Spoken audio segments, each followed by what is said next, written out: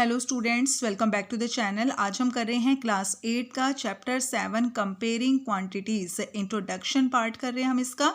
तो इसमें ये जो हमारा चैप्टर है कंपेयरिंग क्वांटिटीज़, इसमें हम रेशो के बारे में पढ़ेंगे। रेशो के बारे में हमारा जो चैप्टर जो हमारी क्लास 7 थी उसमें भी हमने चैप्टर पढ़ा हुआ है रेशो के बारे में, कंपेयरिंग क्वांटिटीज़ वहाँ पर भी हम करके आए हैं। तो थोड़ा सा वहाँ से हम रिवाइज भी करेंगे और आगे इस चैप्टर में जो भी कुछ नया है वो भी हम इसमें करेंगे। ठीक है, रेशो क्या होता है बेटा? जैसे कि मान लीजिए किसी क्लास के अंदर नंबर ऑफ बॉयज़ हैं 30 एंड नंबर ऑफ गर्ल्स हैं 32। तो अगर आपसे ये पूछा जाए कि उस क्लास में बॉयज़ और गर्ल्स का रेशो क्या होगा, तो आपको रेशो कैसे फाइंड करना है? Ratio of number of girls to the number of boys. तो यहाँ पर पहले हमने क्या निकाला है, यहाँ पर देखो पहले क्या लिखा गया, गर्ल्स। तो गर्ल्स का हम पहले लिखेंगे नंबर, उसके बाद नंबर ऑफ बॉयज़। और जो ये हमारे जो 2 डॉट्स होते हैं ये हमारे होते हैं रेशो का साइन। ठीक है, 32 रेशो 30। ठीक है, तो किसी भी नंबर्स का 2 नंबर्स का अगर हमें रेशो फाइंड करना है तो उनका रेशो हम इस तरीके से फाइंड करते हैं। आगे हम इसको सॉल्व भी करेंगे। जैसे 32 और 30 हमें इसको शॉर्ट फॉर्म में लिखना होता है, जिससे 4 8 जा 32 एंड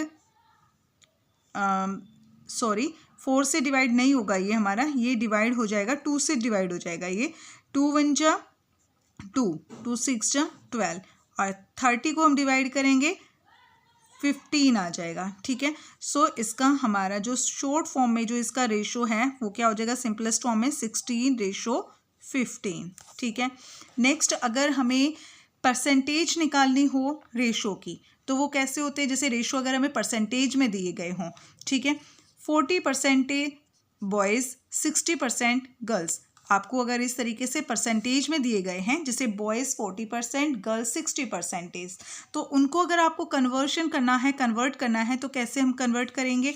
जैसे कि अगर मान लीजिए आपको रेशो को कोई आपको रेशो दिया गया है और अगर आपको उस रेशो का जो परसेंटेज है वो भी आपको रेशो में ही बताना है, तो वहाँ पर हम रेशो को प्लस करेंगे। 3 और 2 का प्लस कितना होगा? टोटल कितना होगा? 5। तो पहले हम 3 का रेशो निकालेंगे, 3/5 मल्टीप्लाई करेंगे 100 से और इसको डिवाइड करने के बाद हमारे पास परसेंटेज में आंसर आ गया 60%। सेम इसी तरीके से 2/5 इंटू 100 40% आ जाएगा। तो ये तो था हमारा, अगर हमें रेशो को अगर हमें परसेंटेज के रेशो में ही दिखाना है तो हम उसको इस तरीके से करेंगे। लेकिन अगर हमें डायरेक्ट परसेंटेज बतानी है तो वहाँ पर हम 3/2, जैसे 3:2 है तो इसको हम लिखेंगे 3/2 और उसको डायरेक्ट मल्टीप्लाई कर देंगे 100 से। सॉल्व करने के बाद हमारे पास आ जाएगा 150%। तो ये डायरेक्ट आपको अगर बताना है परसेंटेज तो उस केस में हम ये करेंगे, इस तरीके से डायरेक्ट मल्टीप्लाई कर देंगे 100 से। और अगर आपका जो रेशो है वो परसेंटेज को रेशो में दिखाना है तो आपको इस तरीके से करना है। ठीक है, नेक्स्ट हमारे पास जैसे ये क्वेश्चन हो सकता है कि क्लास में 25 बच्चे हैं और 25 बच्चे का 72% बच्चे, 25 के 72% बच्चे जो वो पिकनिक पर गए हैं। तो उसको अब आप कैसे फाइंड करोगी कि 25 में से कितने बच्चे पिकनिक पर गए हैं? तो यहाँ पर हमें क्या निकालना है? 72% निकालना है 25 का। सो 25 का 72%। ठीक है, परसेंटेज को चेंज कर दिया जाएगा 100। ठीक है, 100 से इसको डिवाइड कर देंगे। सो 25 5 5 जा 25, 5 2 जा 10 0, फिर 5 से डिवाइड कर देंगे, 5 1 जा 5 एंड 5 4 जा 20। अब ये 4 से डिवाइड हो जाएगा, 4 1 जा 4, 4 1 जा 4, 7 में 4 माइनस करेंगे 3, 4 8 जा 32। ठीक है, तो यहाँ पर आ गया हमारे पास 18। तो यानी कि 18 बच्चे हैं जो पिकनिक पर गए हैं। ठीक है, तो इस तरीके से हम किसी नंबर की परसेंटेज निकाल सकते हैं। ठीक है, नेक्स्ट टॉपिक है हमारे पास finding increase and decrease percentage. अब किसी भी चीज़ की इंक्रीज या डिक्रीज परसेंटेज अगर हमें फाइंड करनी है तो वो हम कैसे फाइंड करेंगे? तो जैसे कि मान लीजिए कोई आपके पास कार है और उसका अमाउंट है, कार का प्राइस है 3,40,000 और 20% उसके इंक्रीज हो गए। पहले उसका प्राइस इतना था लेकिन अब उसका प्राइस जो है वो 20% इंक्रीज हो गया है। तो कैसे निकालेंगे? 3,40,000 का हम 20% निकालेंगे। 20 से परसेंटेज है ना, उसको हमने 100 में चेंज कर दिया, तो 20 से 20 कट हो जाएंगी। मल्टीप्लाई करेंगे इसको, हम 2 से मल्टीप्लाई करेंगे। 20 ये वाली जो जीरो उसको हम एज इट इज़ ऐसे लिख देंगे यहाँ पे, और फिर 2 0 ज़ा 0, 2 0 ज़ा 0, 2 4 जा 8 एंड 2 3 जा 6।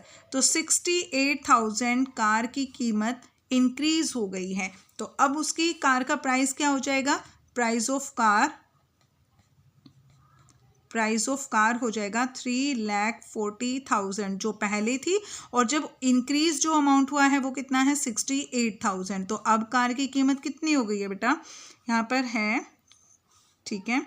अब यहाँ पे 8 और यहाँ पर आ जाएगा 8 और 6 और 4 10 3, ठीक है। 4,08,000 रुपीज़ कार की प्राइस हो गई है, ठीक है। तो इस तरीके से हम अगर किसी चीज़ में इंक्रीज हुआ है, डिक्रीज हुआ है, तो वो हम फाइंड करेंगे। नेक्स्ट हमारे पास टॉपिक फाइंडिंग डिस्काउंट।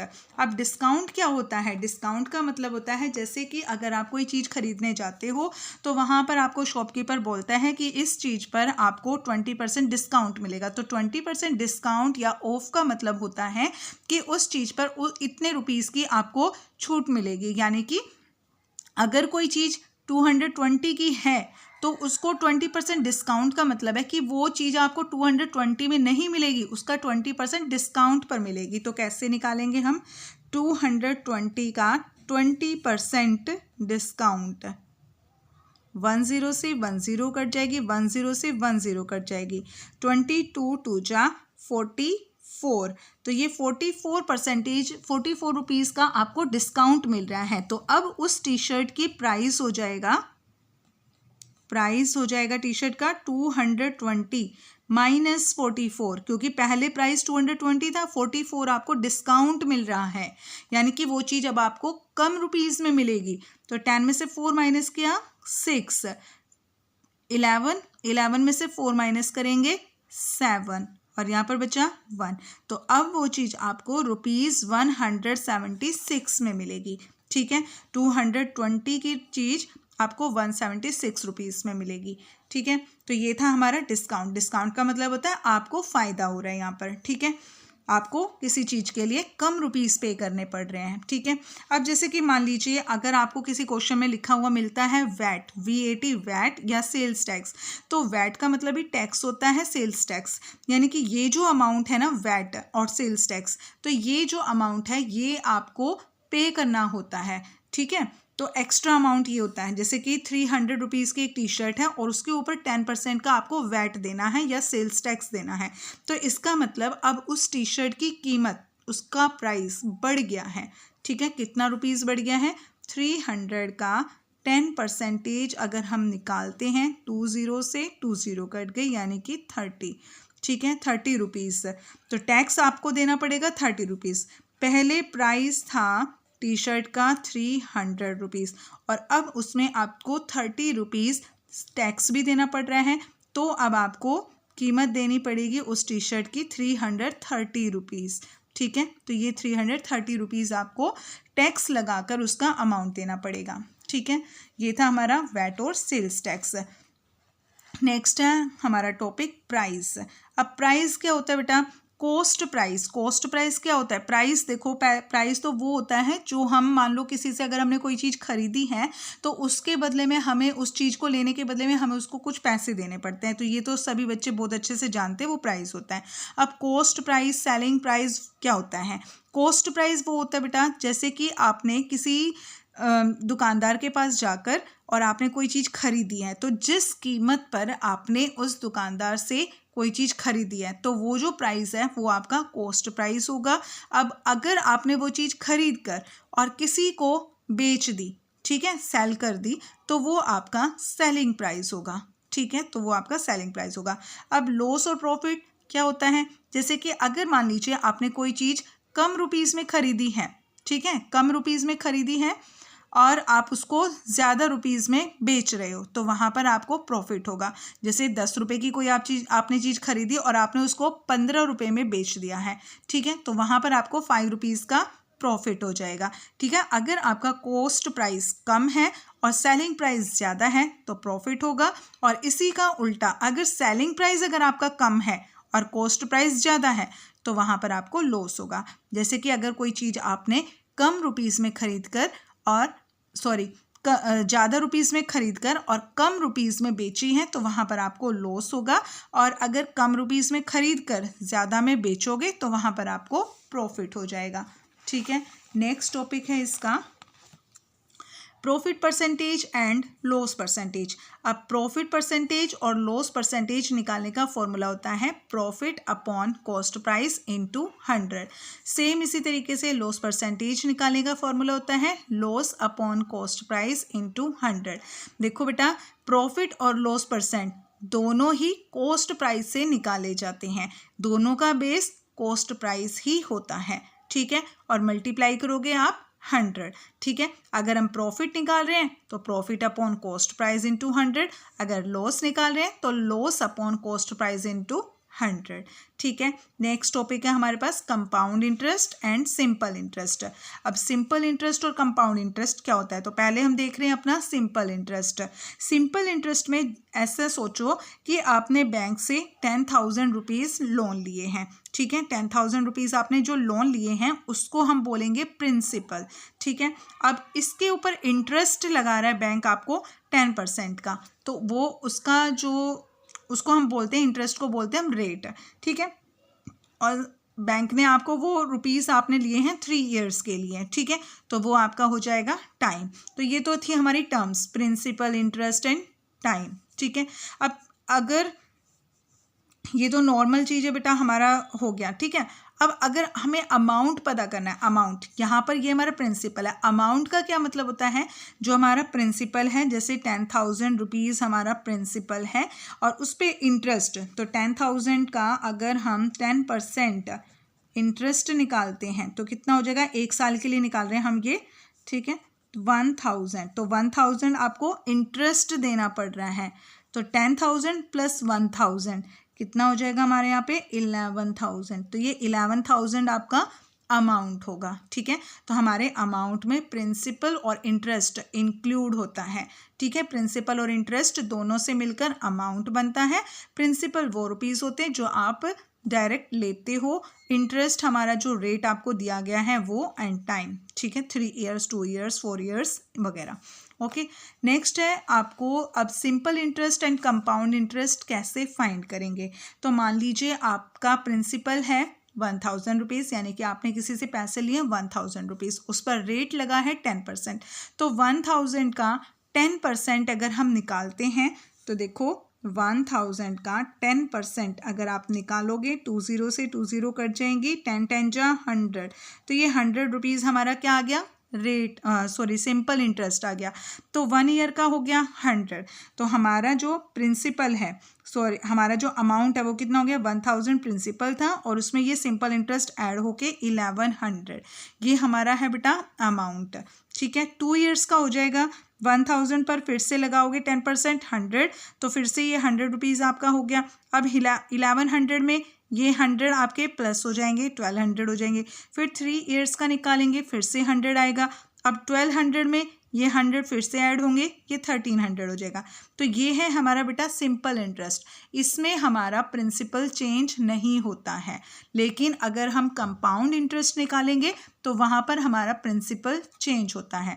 जैसे कि हमारा प्रिंसिपल था 1,000, उसका 10% हमने निकाला तो आया 100 रुपीज़, तो जो हमारा प्रिंसिपल था 1,000 उसमें 100 रुपीज़ ऐड हो जाएंगे और आ गया हमारे पास 1,100, ठीक है। अब जो अगले साल का जो हमें इंटरेस्ट लगाना है बेटा वो 1,000 पर नहीं लगेगा, वहाँ पर अब हमारा प्रिंसिपल बन गया है 1,100। अब 1,100 पर हम 10% निकालेंगे सेम प्रोसेस से, तो तो हमारा आ गया 110। अब 1100 में ये 110 ऐड हो जाएगा और हमारे पास अमाउंट आ गया 1210। अब नेक्स्ट थर्ड ईयर का जो हम कंपाउंड इंटरेस्ट निकालेंगे उसमें हमारा प्रिंसिपल बन गया 1210। इसका 10% निकालेंगे 121 आ जाएगा। फिर इसको हम प्रिंसिपल में ऐड कर देंगे, जो हमारा पीछे वाला जो प्रिंसिपल था उसमें ऐड कर देंगे और हमारा न्यू अमाउंट हो जाएगा 1331। तो अगर बेटा आप इस तरीके से होता हमारा कंपाउंड इंटरेस्ट। इसमें हमारा कंपाउंड इंटरेस्ट में हमारा प्रिंसिपल बार बार चेंज होता जाता है, लेकिन सिंपल इंटरेस्ट में प्रिंसिपल चेंज नहीं होता है। ठीक है, तो ये था। अब यहाँ पर अगर हम इस तरीके से कंपाउंड इंटरेस्ट फाइंड करेंगे तो अगर मान लीजिए आपने 5 साल 10 साल के लिए आपने अमाउंट लिया है, रुपीज़ लिए हैं, तो आपको बहुत ज़्यादा टाइम लग जाएगा अपना क्वेश्चन सोल्व करने में। तो उसके लिए एक फॉर्मूला यहाँ पर बनाया गया है कंपाउंड इंटरेस्ट फाइंड करने का। Compound interest is equal to principal 1 + r/100 और ये पावर n। ठीक है, यहाँ पर p, ये क्या है, p प्रिंसिपल है बेटा, ओरिजिनल प्रिंसिपल। ठीक है, जो शुरू में जो प्रिंसिपल लिया गया था original principal. r for rate, जो भी रेट लगाया गया 10% 20% जो भी रेट है। ठीक है, ये n हमारा होता है टाइम। तो इस फॉर्मूले की हेल्प से हम अपना कंपाउंड इंटरेस्ट इजीली फाइंड कर सकते हैं। ठीक है, तो ये था हमारा कंपेयरिंग क्वांटिटीज़ चैप्टर, इसका इंट्रोडक्शन। और भी बहुत सी छोटी मोटी जो टर्म्स हैं कंपाउंड इंटरेस्ट फाइंड करने में, तो वो जो भी कोई हमारे टर्म्स अगर बची हैं तो हम जब क्वेश्चन स्टार्ट करेंगे करने तो वहाँ पर वो हमारी क्लियर हो जाएंगी। ठीक है, तो ये था हमारा इंट्रोडक्शन पार्ट। नेक्स्ट वीडियो में हम अपनी एक्सरसाइज स्टार्ट करेंगे। तब तक के लिए bye and please like share and subscribe my channel please.